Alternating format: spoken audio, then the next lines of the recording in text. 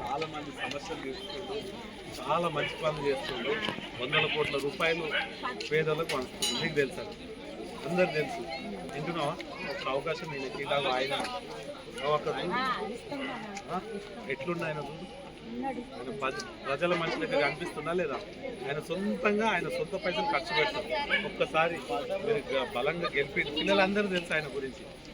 వాళ్ళ గురించే కదా మీరు కష్టపడేది. వాళ్ళ గురించి ఆయన కష్టపడుతుంది.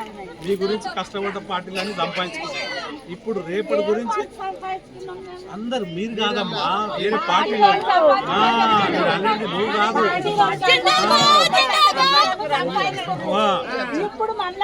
చూడు, ఈసారి జనసేన గాజు గ్లాస్ గుర్తు మీద ఓటేపి. నీకు ఇక్కడ బస్ స్టాప్ కావాలన్నా, నీకు డ్రైనేజ్ కావాలన్నా, లైట్లు కావాలన్నా, నువ్వు ఇల్లు కట్టుకోవాలన్నా చేపించే బాధ్యత నాది. ఒక్క రూపాయి నాకు ఇవ్వకు. అవసరమైతే సార్కి చెప్పి నేను ఏమన్నా ఫండ్ తెప్పించి ఏమేమి కావాలో చేపిస్తాను, సరేనా? కానీ మీరు ఓటు వేయాలి. ఇప్పుడు ఆయనకు నేను చెప్పాలంటే ఏం చెప్పాలి? సార్ వీళ్ళు గెలిపించారు, నేను మాట ఇచ్చి వచ్చిన వీళ్ళకి కొంచెం ఏమైనా ఫండ్ అంటే ఎన్ఆర్ఐలకు ఎవరికి ఆయన తెలిసిన వాళ్ళకి చెప్తారు.